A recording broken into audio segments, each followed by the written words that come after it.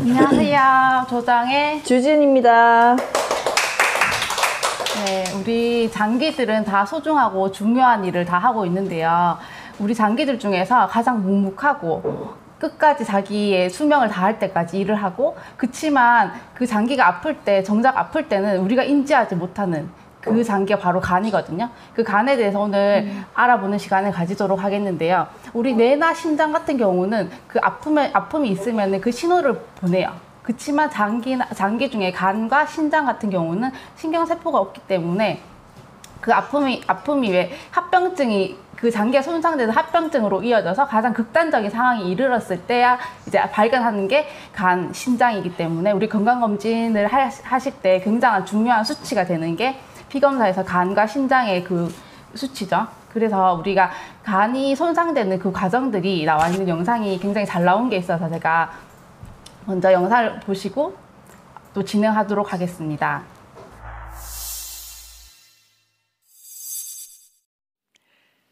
우리 몸의 영양소를 저장하고 해독과 살균을 담당하는 가장 큰 장기, 바로 간인데요. 이 간은 체내로 유입되는 생활 독소와 노폐물을 75% 이상 처리해 몸속의 화학 공장으로 불릴 정도로 중요한 역할을 하죠. 하지만 정상적인 간에 지방이 5% 이상 축적이 되면 간 건강에 적신호라 할 수 있는 지방간이 됩니다. 지방간은 간에 지방이 쌓인 상태로 술로 인해 생기는 알코올성 지방간, 또 과잉 영양 상태에서 생기는 비알코올성 지방간으로 나뉘는데요. 이 지방간이 생긴 후에도 지속적으로 방치할 경우 간에 염증이 생겨 지방간염이 되고, 또 촉촉하고 말랑했던 간이 딱딱해지는 섬유화가 진행됩니다. 이로 인해 정상적인 간 세포수가 줄고 간이 커졌다가 쪼그라드는 간경변 상태가 되는데요. 간경변은 우리 몸에 심각한 합병증을 가져옵니다. 때문에 지방간이 나타난 초기에 진단하고 스스로 몸 관리를 하는 게 중요한데요. 방치하면 치명적인 질환에까지 이를 수 있는 지방간, 극복할 수 있는 방법은 뭘까요? 네, 이렇게 중요한 장기인 간은 도대체 어떤 형태로 있는지, 어떠한 기능을 하는지 한번 알아보도록 하겠습니다. 우선 간은 저희 몸의 오른쪽 횡격막 아랫부분에 갈비뼈의 보호를 받고 있는 굉장히 큰 장기 중에 하나예요.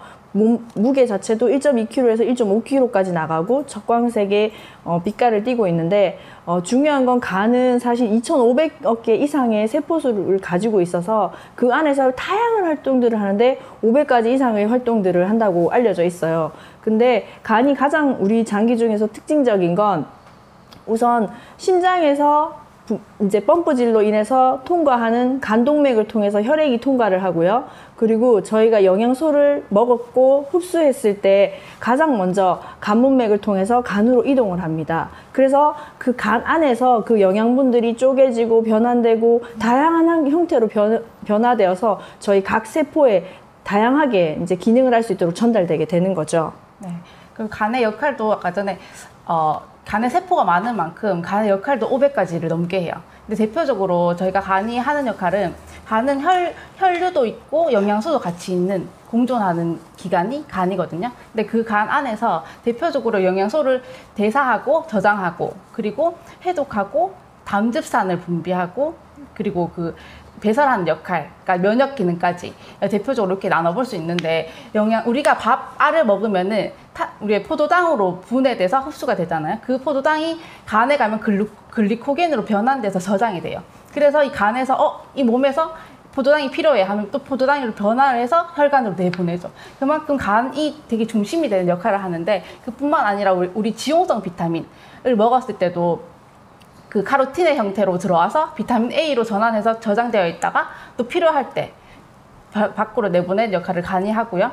또 우리 담즙산, 왜 지방이 들어가면은 쪼개져서 분해가 돼서 우리가 각 세포로 가거나 아니면 배설을 해야 될 때 그 담즙산이라는 게 되게 중요한 역할을 하기 때문에 담즙산을 분비하는 역할도 하고요. 그리고 우리가 왜 독소들을 들어왔을 때 가장 먼저 최전선에 있는 기능하는 게 간이에요. 네. 그래서 그래서 지용성 독소들, 우리 농약이나 화학 네네네. 물질, 그리고 환경 호르몬 다 지용성이잖아요. 걔네들을 최전방에서 간이, 특히 알코올, 우리 술 많이 드시면 알코올이 가장 첫 번째 독성이기 때문에 알코올과 그 지방이 많은 튀김을 먹었다 했을 때 알코올을 첫 번째로 분해를 하죠. 그리고 암모니아, 얘네들을 먼저 분해한 다음 이제 그다음 지방을 분해하는데, 그만큼 독성이 많은 물질들을 분해하는 역할을 하는 것도 간의 역할입니다. 아, 네. 그리고 또 네. 하나는 장 점막을 통해서 혈액이 간으로 이동을 하면서 다양한 영양소도 흡수하고 수분도 흡수하지만 또 다양한 나쁜 몸에 안 좋은 균들도 함께 흡수를 해요. 근데 장기간 안으로 들어가면서 장 안에는 쿠퍼 세포라는 세포가 존재해서 나쁜 균들을 이제 먹어버리는 식균 작용을 하거든요. 그 식균 작용을 통해서 우리 몸에 없어야 할 많은 균들을 간 안에서 제거를 하는 역할을 하죠. 그래서 우리 몸이 면역력을 유지할 수 있도록 도와주는 게 또 간의 역할이기도 합니다. 네, 이러한 간이 안 좋아지면 오는 신호들이 있겠죠. 근데 우리가 이 신호들을 보시면은 우리가 알아차리지 못하실 수도 있어요. 왜냐하면 우리가 간에서 하는 역할은 대사하고 저장하는데, 대사가 기능이 떨어지면 전체적으로 면역이 떨어지죠. 보통 보세요, 배변 활동에 무리가 있고, 그리고 왜 피부 알러지가 생기고 알러지 비염이 또 생기기도 하고, 그리고 황달 증상은 굉장히 극도로 간이 안 좋아졌을 때 나타난 또 그런 현상이기도 하고요. 피로감이 오고, 뭐 식욕 부진, 이런 것들이 오면 우리가 간 문제라기보다는 피부 알러지가 일어나면은 피부과를 가죠. 그처럼 간은 신경세포가 없기 때문에 아프다는 통증을 못 느끼기 때문에 우리가 표면적으로 또 치료를 하려고 또 하죠. 그렇기 때문에 간은 침묵에 담긴 만큼 우리가 간이 좋아하는 음식들을 먹어주고 간이 좋아하는 일들을 해야 되는 게 우리 몸을 또 소중히 여기는 또 일이기도 하고요. 그렇기 때문에 간은 사실은 정기적인 정기 검진을 통해서 내 간의 상태를 체크하는 것도 사실 간 건강을 지키는 가장 중요한 요인이기도 하죠. 왜냐하면 간은 70%, 80%가 손상될 때까지도 사실은 앞서와 같은 피곤함 정도의 느낌만 있기 때문에 사실은 간 기능 검사를 지속적으로 하는 게 되게 중요합니다. 우선 간 기능 검사 항목을 저희가 보면서 간의 또 다른 기능에 대해서 함께 같이 복합적으로 알아볼 건데요. 간 기능 검사 항목 중에 알부민 수치 검사가 있어요. 이 알부민은 사실은 혈액 안에 있는, 저희가 헤모글로빈 때문에 혈액이 빨갛게 보이긴 하지만 혈액 안에는 산소, 영양소, 그리고 기타 단백질 성분들이 많이 있는데 그 중에 한 가지의 종류 단백질이 알부민이에요. 근데 이 알부민은 영양분이나 산소, 그리고 다른 기타 여러 가지 미네랄 같은 것들을 실어 나르는 배와 같은 형태로 일을 하죠. 그래서 알부민이 많이 몸 전체에 이제 고루 다니면서 우리에게 영양분을 공급하는데, 간이 이 알부민을 합성하는데 대표적인 기관이에요. 그래서 알부민 수치가 떨어지면 사실은 몸에 있는 영양소들이 제대로 공급이 안 된다고 보시면 돼요. 근데 이 알부민 수치를 해서 수치가 떨어지면 간 기능이 좀 손상이 됐다라고 판단하는 지표가 되기도 하고요. 그리고 두 번째 STP, ALT라고 하는데 과거에는 GOT, FPT라고 표기를 했는데 요즘 간 기능 검사 기관에 따라서 이제 표기하는 방법은 다른데 사실은 기전은 똑같아요. 이 친구들은 사실 간에만 있는 효소는 아니지만 간에 가장 많이 분포하는 있는 효소로 특정 단백질이 글루타메이트로 전환되는, 그 글루타메이트는 신경 전달 물질이거든요. 그 신경 전달 물질로 전환되는 과정에 필요한 효소인데, 이 효소들이 간이 손상되거나 염증이 나서 간이 부서지거나 아니면 세포가 손상됐을 때 혈액으로 유입이 되는 거죠. 그래서 혈액을 검사를 했을 때 이들의 수치가 굉장히 높아지면 간 기능이 떨어졌다, 혹은 이들의 수치가 어떤 부분에 비율적으로 어떻게 됐다를 판단해서 사실은 이게 알코올성인지 아니면 그렇지 않으면 다른 만성 간염이나 만성 질환에 의한 것인지도 판단하는 기준이 되죠. 그리고 GPT나 ALT도 사실은 간 근처에 이제 담독의 그 부분의 세포들의 손상에 의해서 수치가 올라가는 것을 확인하면서 이제 전반적으로 간 손상을 측정하고 예견할 수가 있는데, 여기 보시면 빌리루빈 수치를 많이 확인을 해요. 총 빌리루빈 수치를 확인하는데, 총 빌리루빈 저희가 왜 눈을 보면서 야, 네 눈 좀 보자 이렇게 해가지고 눈을 보면서 황달이 있네, 이렇게 눈 건강을 눈을 확인하면서 간 건강을 측정하잖아요.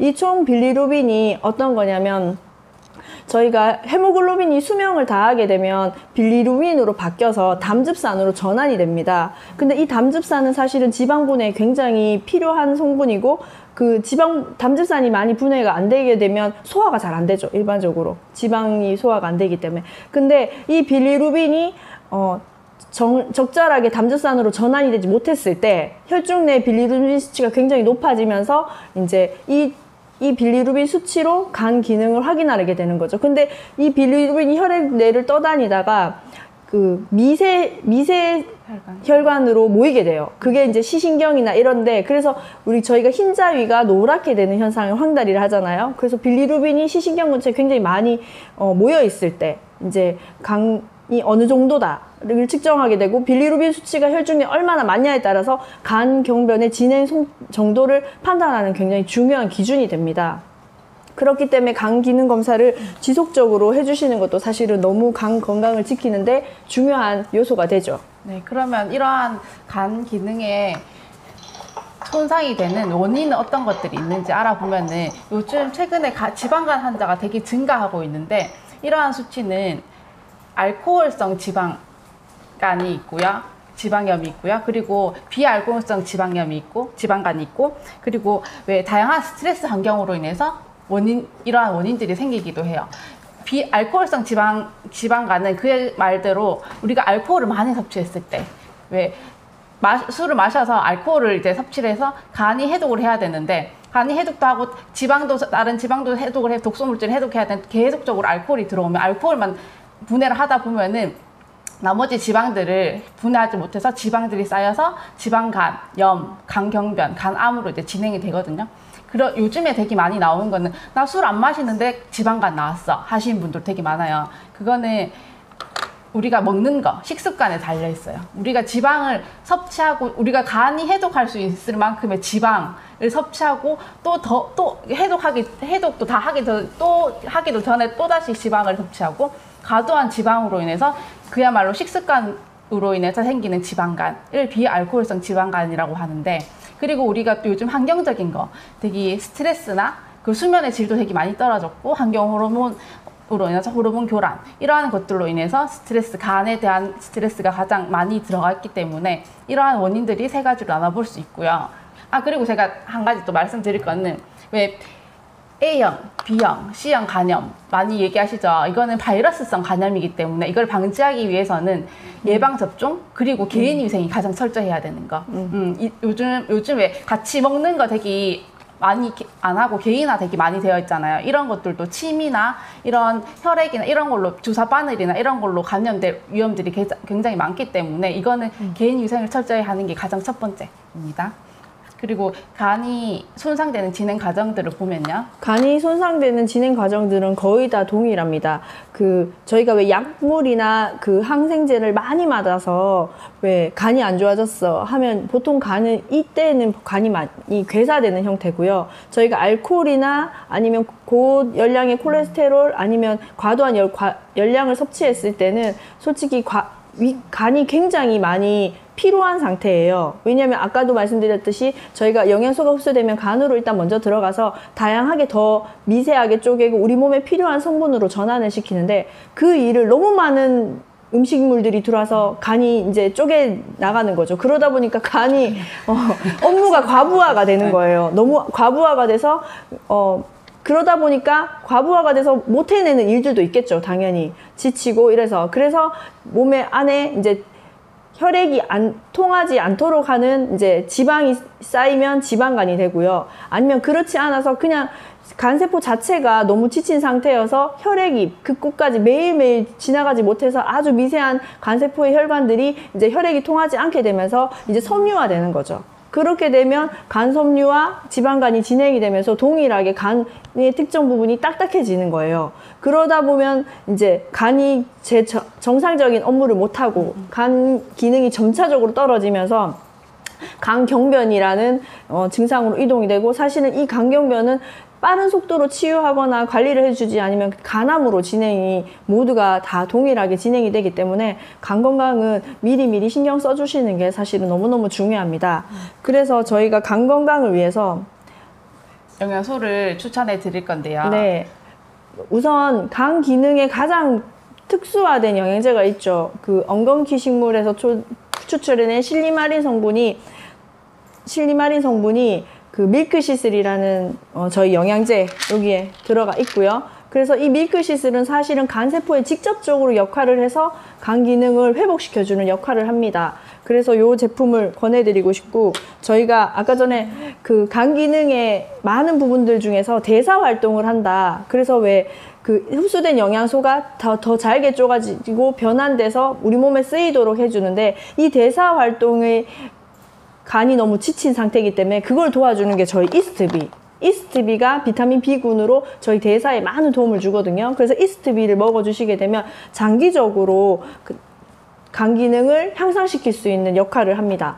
그리고 그 오메가3는 간이 가장 많이 혈액이 통과하는 통로기도 해요.